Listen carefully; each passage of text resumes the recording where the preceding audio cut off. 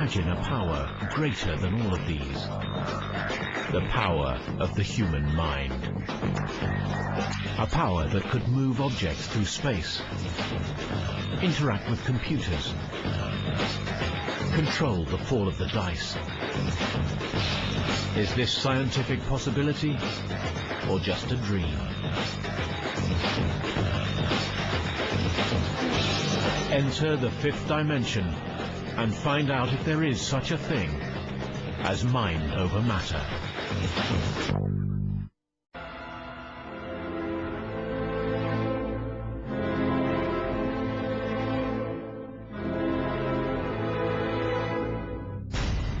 Can things be moved just by the power of the mind?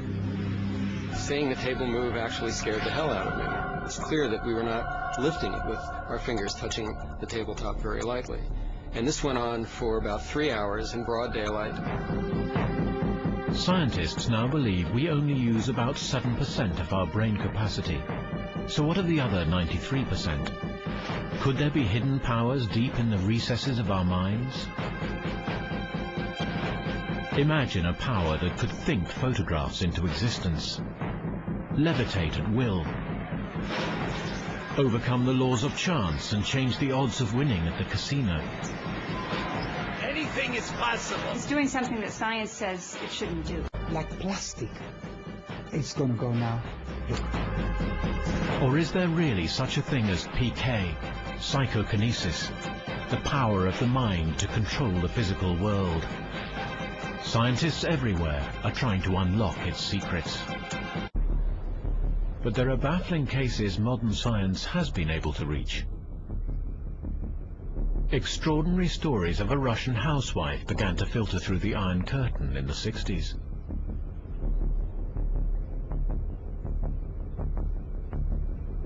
"33-year-old Nina Kulagina claimed psychokinetic powers.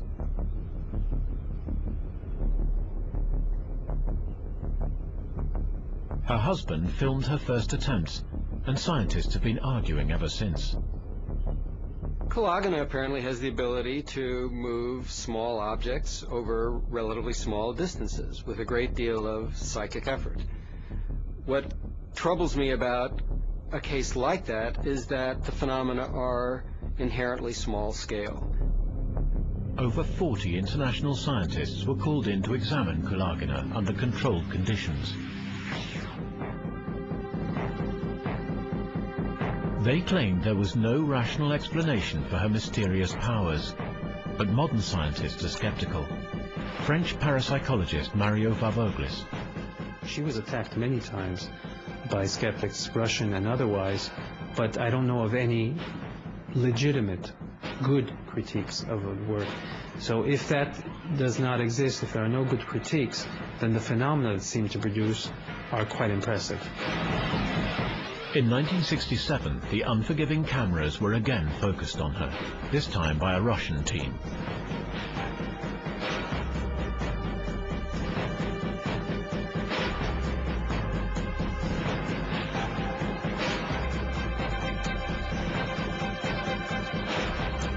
Even in close-up, it's hard to see how she's making the box shift across the table, but it certainly is moving.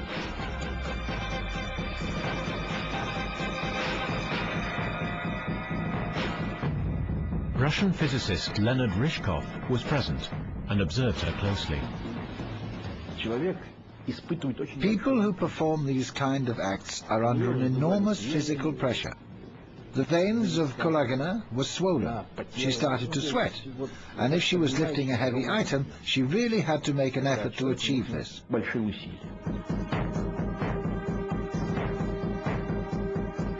Dr. Ryzhkov and his team built an airtight glass box for the experiments.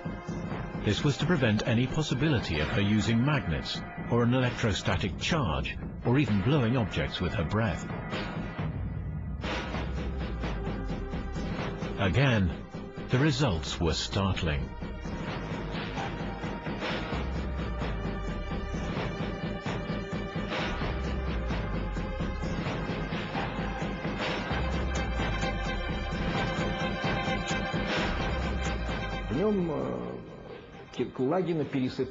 Kulagina could move the matches as if a wind had pushed them. She didn't feel too well that day and did not want to experiment with larger objects. But through the glass box, any form of physical manipulation would have been impossible. Whatever else was happening, it was clear Kulagina was using enormous amounts of energy during the sessions. She lost weight. She complained of headaches. During one PK test, her pulse rate soared to over 200 beats a minute. Her brain activity registered 4 times normal level. Usually she only gave sessions after many hours of careful preparation, which made some critics suspicious. But one day she was caught off guard. In 1974, 2 German scientists paid her a surprise visit. Psychologist Jürgen Keil from the University of Tasmania was one of them. Als wir dorthin kamen, war sie zunächst etwas zögernd, aber als sie dann erfuhr, dass überhaupt niemand etwas von dieser... When we arrived, she hesitated a bit, but when she heard that nobody knew of the whole thing, she was very friendly and invited us to come in and invited us to stay to have dinner with her. And she even started to move things while we were still eating.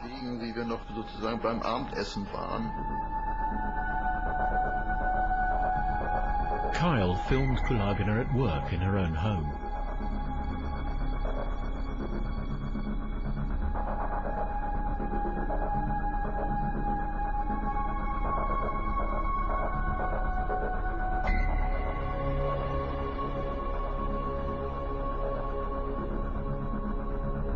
How did she do it?